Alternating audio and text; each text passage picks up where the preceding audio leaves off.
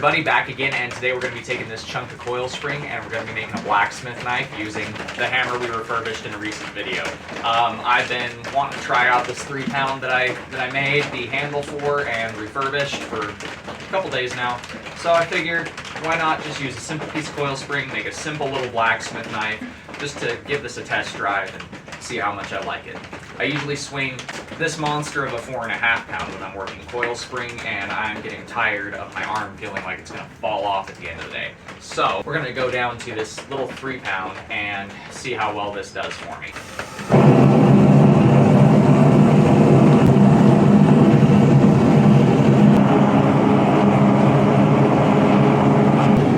First thing we're going to do is go ahead and start opening up our steel.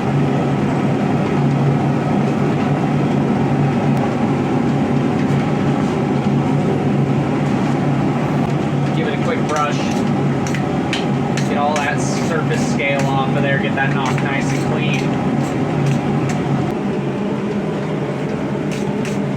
Get all the rest of that crap off of there from that coating they put on the coil spring, so we don't forge any of that into our material.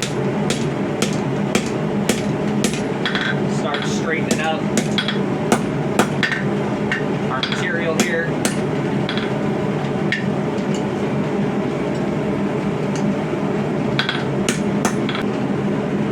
On this one, brush off all the excess scale and slag.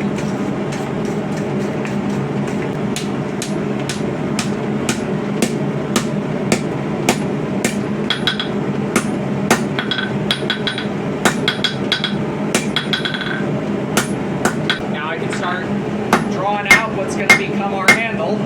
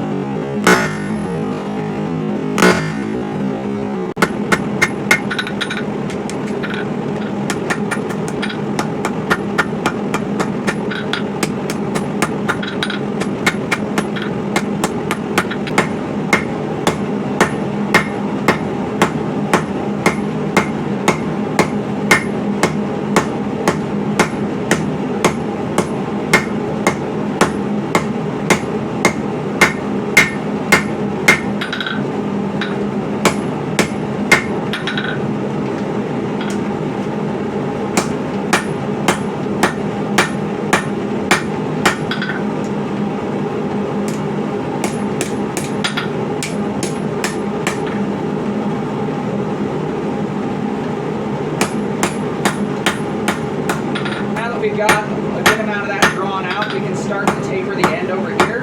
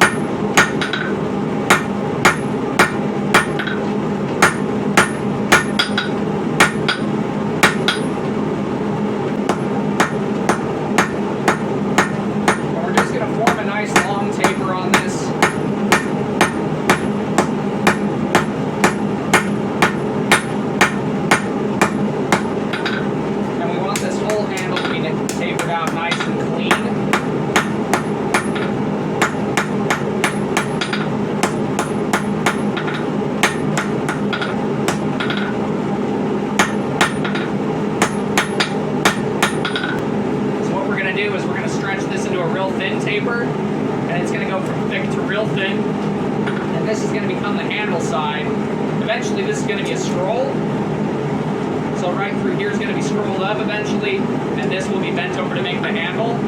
I'm going to draw a little more length out of this, even it up a little bit more. Then we'll flip it around, cut off what we won't need, and make our knife blade.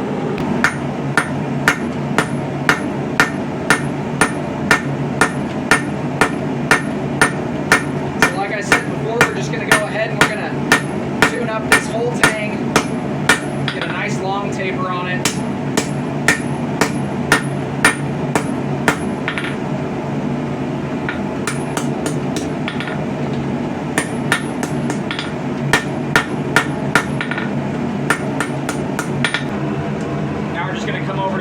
And we're going to cut off the excess material that we're not going to need.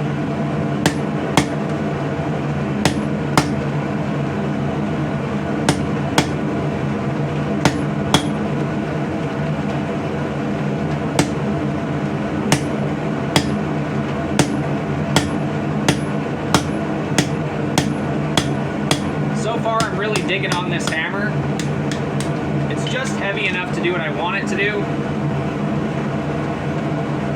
but it's also light enough to control really easily. So now I'm going to go ahead and I'm going to start flattening out the one side that will become our knife blade.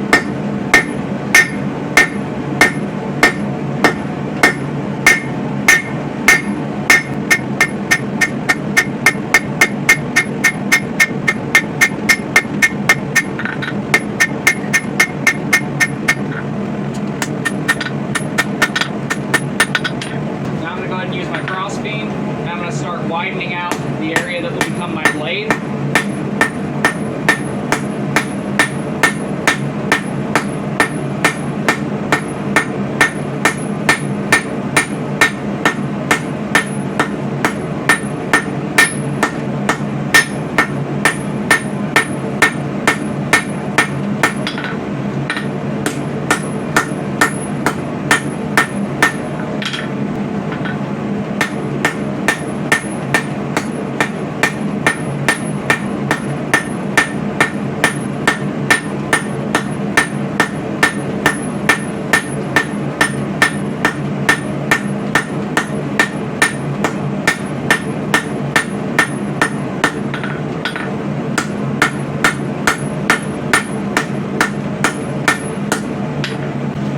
Start using the rounding side to smooth it out and start to shape in my bevel.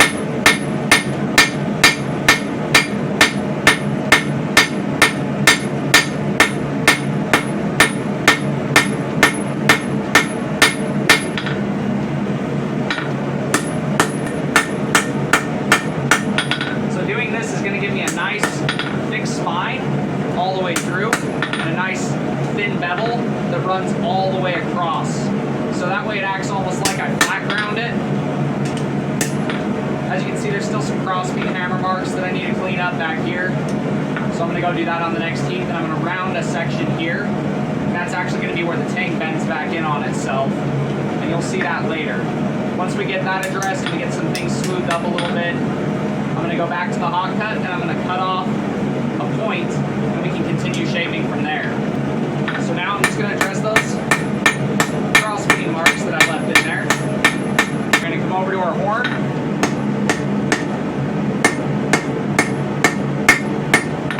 And we're going to start to shape that little taper there.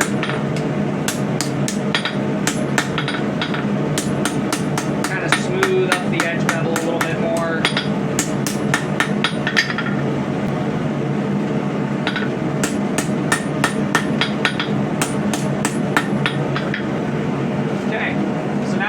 Got that nice angle here that leads to our edge, and then we've got our nice thick spine. We are going to thin this out after we put the point on here, and that's actually going to help straighten this spine out a little bit after we cut it. So let's get it heated back up, and we'll go ahead and pop the hot cut back in so we can cut that tip in.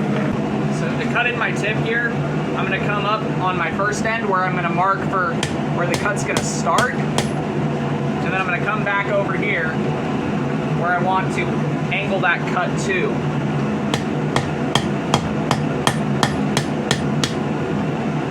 Now, I I can go ahead and I can line up those two cuts over my hot cut here.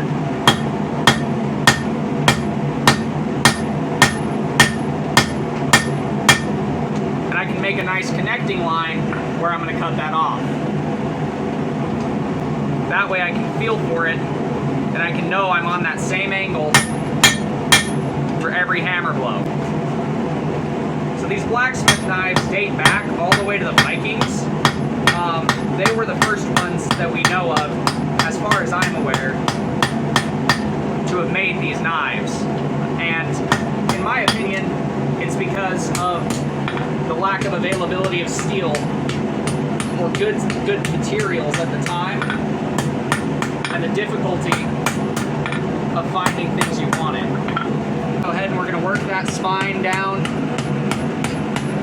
right near the point. We're going to kind of make that taper more gradual. And then we're going to go ahead and flatten it out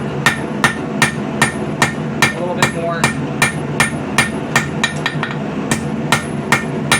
And what we're doing here is we're giving it a nice flat spine so that edge bevel's a little distinguished from it. And we're also creating a taper from the back of the spine towards the point.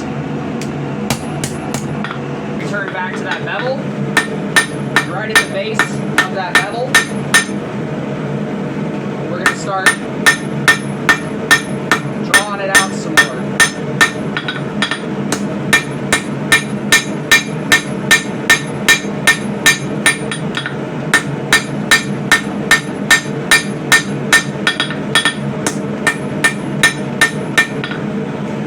So you can see, as it starts to fatten up here, it's going to swing back, so that tip's going to come back up a little bit. And then we'll just have to tap out that spine a little bit more to make it straight. We're just going to continue working that up and follow that same angle as you draw it out. You'll know you've gotten it to the same thickness when your edge holds that same angle all the way up.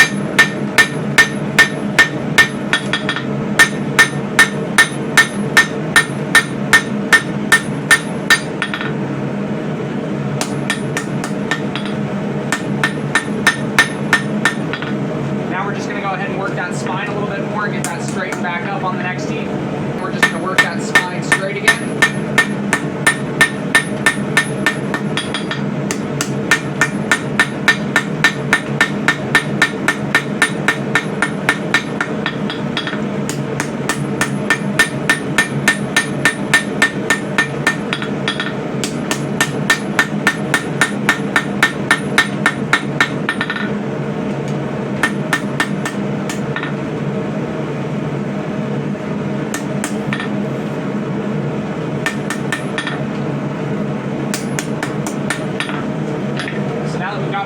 Blade established.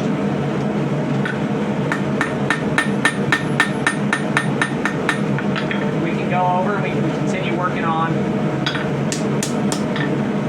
the other side of that handle. We're just going to tighten that taper up just a hair. Just delicate blows when things get real thin. You start to hit it too hard or too cold, and it will snap right off. Spring steel is notorious for being very temperamental when it comes to the temperature. So make sure you keep it nice and hot, and when it cools down, stick it back in the fire and get it hot again. Now I'm going to go ahead and I'm just going to smooth up these corners. I'm not really looking to make an octagon or a round shape here. Just looking to smooth up all these corners except for the last 1.5 inches on that edge. That's going to become the scroll.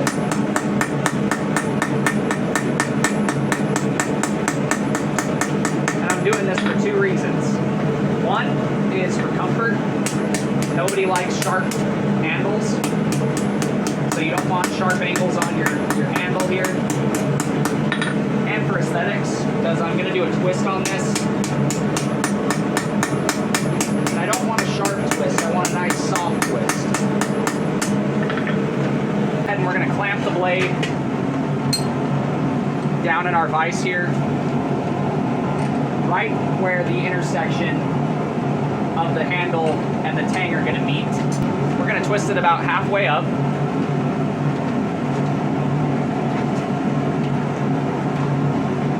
And we're not going for anything too major here. Just a nice simple little twist.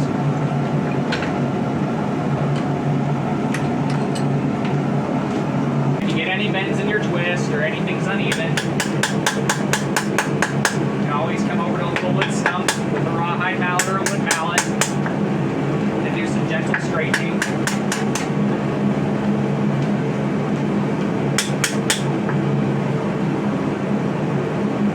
Just like that. Now we're going to come over to the edge of the anvil and we're just going to start to scroll that end over.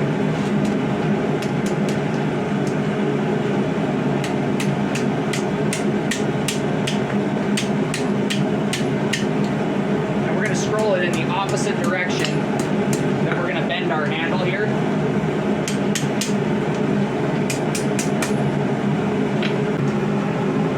So I'm going to come over to my bending forks here. And I'm just going to give it some light taps to start that bend. We're just going to keep working that bend over. Just be very, very careful here not to screw up your scroll, because it is very easy to mess that scroll up while you're doing this.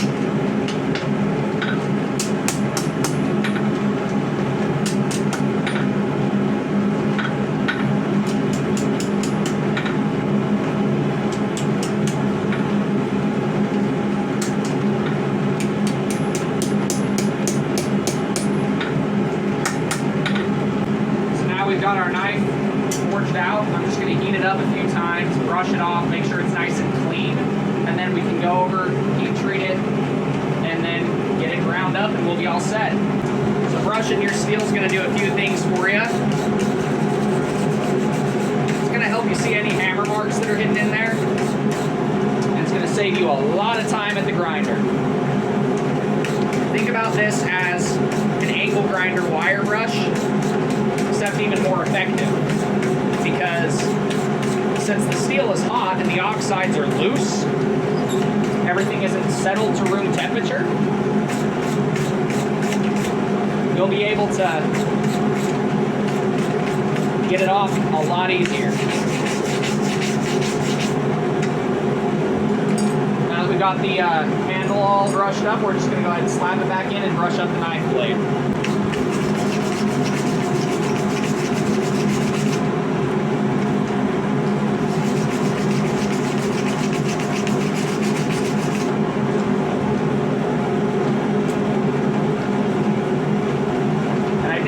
I'm going to close that loop up just a tiny bit more,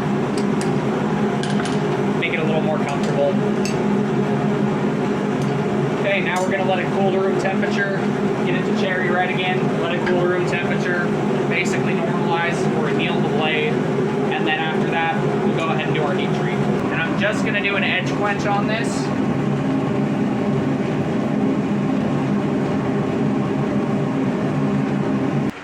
So once it cools down, I'll go ahead and temper it off camera, and then we'll go ahead and do the grinding. So we've got our knife back from heat treat, and you can see I did a nice chisel bevel on it.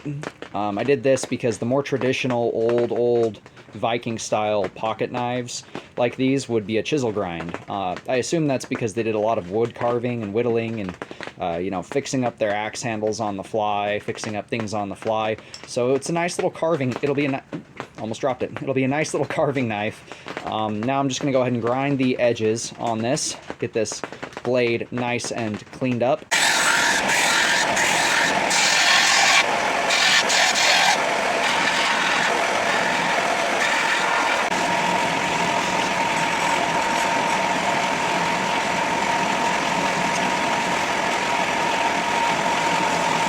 We've got our knife all finished up here. We've got a nice shine to that blade. So this side is the side with the bevel, and then this side is our flat ground side. So that way we've got a nice chisel edge on there. It is a very, very sharp little bugger. It's got a very, very nice little razor's edge all along there. Very simple little 3-finger handle with a slip guard so you don't slide up onto the blade if you're doing things. I could see why these were a historical pocket knife, essentially. Small, easy to carry, useful for all kinds of stuff, from wood carving to just cutting things to whatever you need. It's essentially a Saex knife with that nice deep drop point. Not quite as drastic as most Saex would be, but it's a short little bugger. And this will be going up on the Etsy store. I'm going to be selling a few of these different sizes, different shapes of these here soon. I've got a lot of stuff to upload to the Etsy store, so you should see this long before the video comes out. Hopefully I'm not sold out of these by the time this video comes out, so I don't look like a goof. We've got our spine nice and rounded, and that point is nice and thick up through here. You can see that the spine runs right up to that point. But that does it for today's video. I hope you guys like what you've seen. If you did, you know, do the thing over there. And until next time, God bless. Stay sharp out there. If you're looking for a custom blade, check out the Etsy store.